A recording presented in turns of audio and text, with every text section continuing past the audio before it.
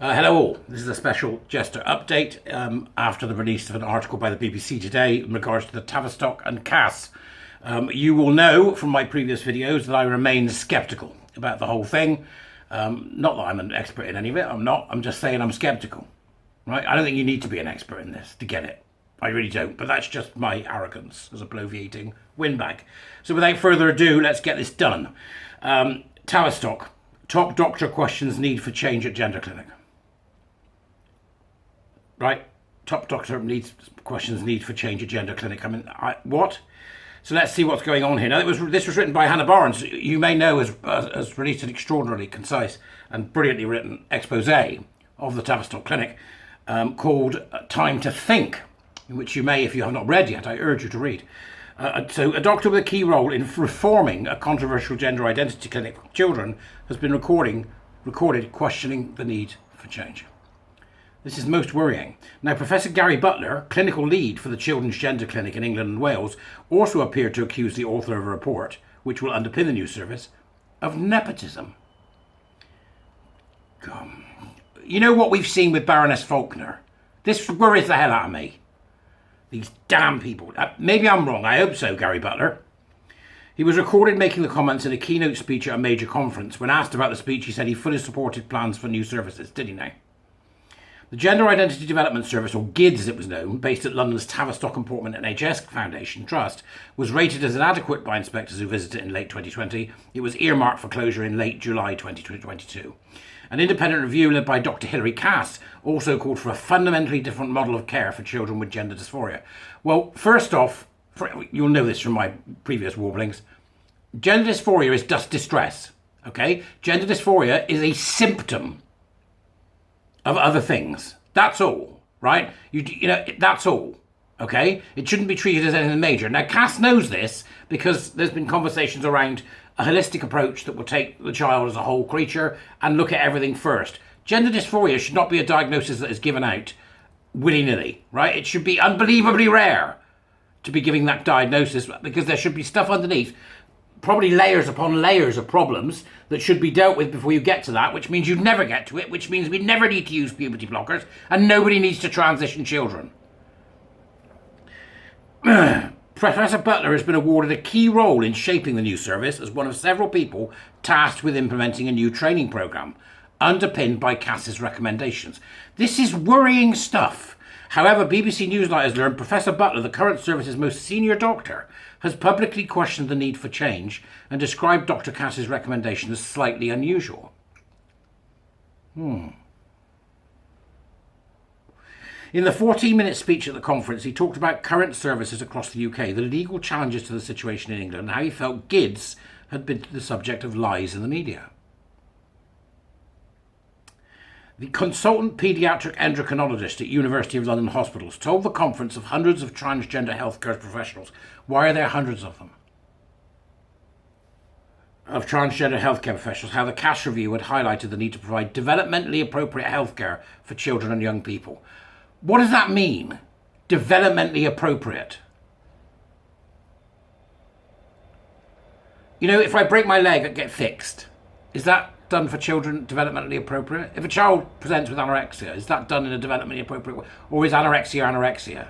Right? There's something wrong. Folks, please tell me I'm wrong.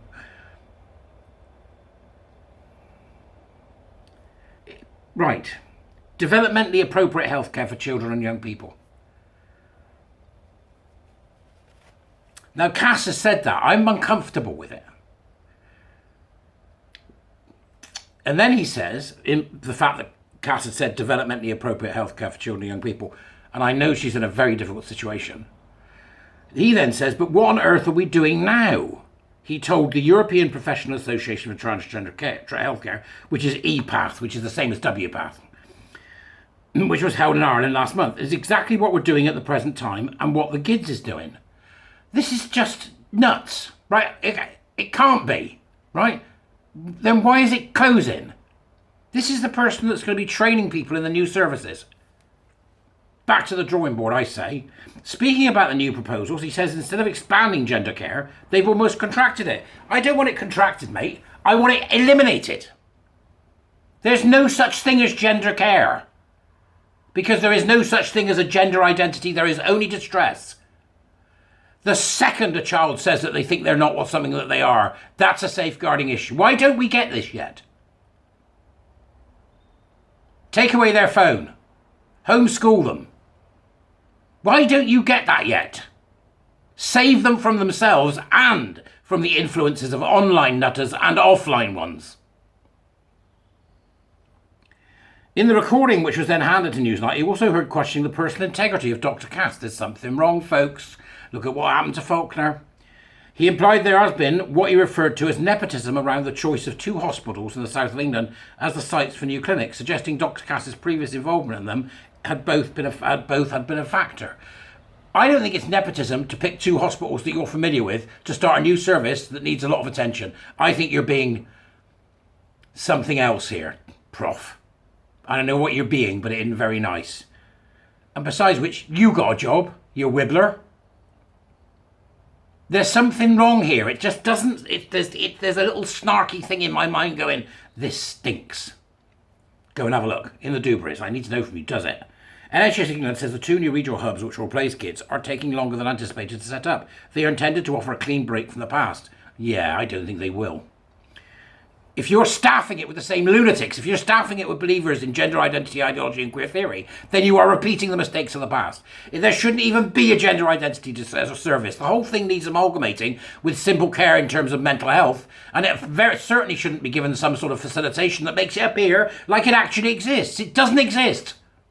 These people have distress that they've attached to a fantasy called gender identity. A fantasy of themselves, the same as anorexic attach themselves to a fantasy idea of themselves. But we don't tell anorexics to go, oh yeah, just keep starving yourself. I've said this before 1,000 times. I know I'm bloody repetitive these days, but what the hell is going on? Referring to the hospitals which will form these new hubs, Professor Butler appeared to question the need for a more diverse workforce, telling the conference that none of the staff had any experience of management of gender incongruence in young people. He added, it's shocking. Is it me, or is this the same as there isn't enough blacks, there's not enough gays, there's not enough people with, wooden legs, there's not enough people with dicks in the middle of their forehead? Is it me, or is there something of the intersectional nonsense about this bloke? Is it me, or is there something of the CSJ about this? I mean, I see this everywhere, so I have to keep going to myself, no, it's not. It's just you. You're just overreaching, Barry. You're overreaching. You have a look. In his role at UCLH, Professor Butler is responsible for prescribing medication, including puberty blocker and hormones, to young people who have been assessed by GIDS as suitable for such treatments. GIDS will remain open now until March 2024.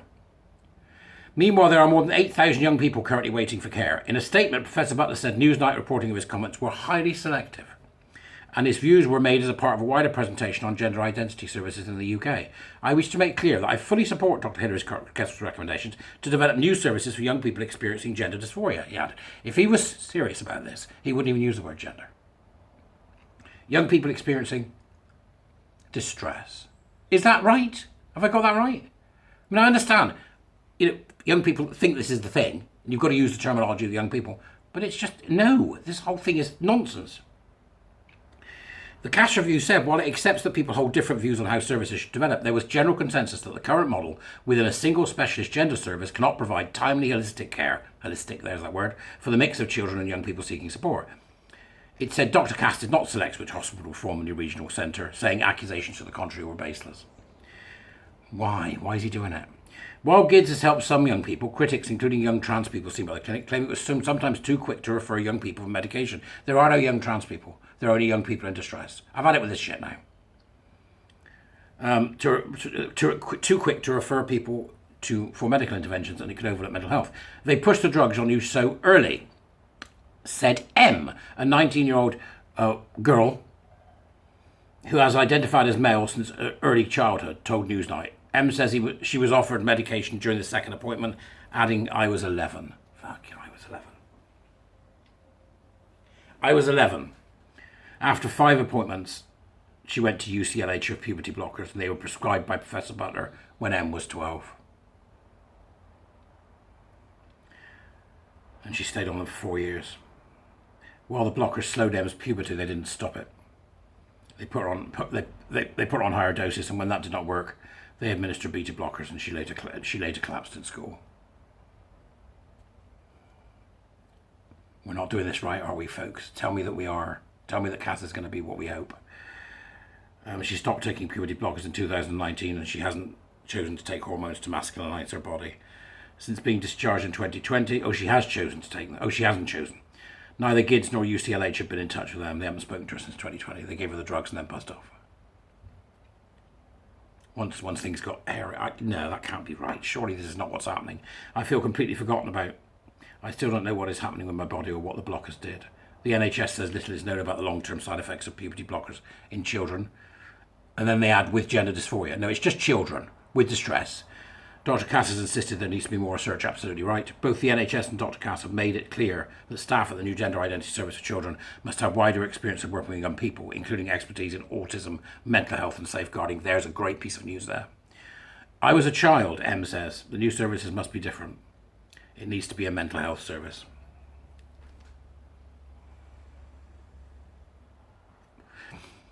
She says of the old system, you weren't transgender unless you were willing to go the full way in medically transitioning. I was a child, I didn't know what I was doing. In a statement, the Tavistock and Portman NHS Foundation Trust said it reviews Newsnight claims, adding that they do not align with the evidence we have, though it declined to give specifics about that evidence. They're still lying. Is that what they're doing? Is they still lying? Are they? Patients who begin medical treatment do so only after they've been fully assessed, including mental health, and only if the parent care is supportive. What the ban it! Just ban it! For the good of everyone, ban it. A UCLH, University London Hospital spokesman said it would be inappropriate to comment on individual patients' care, but added that GIDS clinicians discuss non-medical intervention with patients before and after referral to our endocrinology clinic. Patients only begin medical treatment if they are assessed as having full competence to consent. What, 11-year-old? Full competence to consent, and there is parental support. The UHLC said, adding that the clinic follows a service specification set out by NHS England. It's pillar to post. They send you from one to other. There's something terribly wrong here, and I don't know what it is. Maybe I'm wrong. Maybe it's all going to come out okay at the end, but I've got serious misgivings about this. I've got serious misgivings about this. And I think that we need to make a much stronger stand for reality. A much stronger stand for reality. So that we can make sure that what's going on is right for the young person who is suffering distress. Because we can't mess about, really. We can't. It's hurting kids. I don't know. What do you think? Come on, you tell me, because I'm a bit gobsmacked by this today, frankly. I'm a bit gobsmacked by it. Go on, go and have a look yourselves. I'll put the article in the Dubers. I'm sorry, I'm just a little bit pensive about this, because I think if we get Cass wrong, they're gonna barrel down like nobody's business, and we're going to see an entire generation of young people with distress, mental health issues, gay, lesbian, autistic, destroyed by a medical establishment, captured by lunatics, and those who will not say the word no to a belief system that is riddled with safeguarding issues, and that's only purpose is to upend the way we live. Anyway, go on, just a lunchtime thing. Have your, pot noodle, or whatever it is you're having.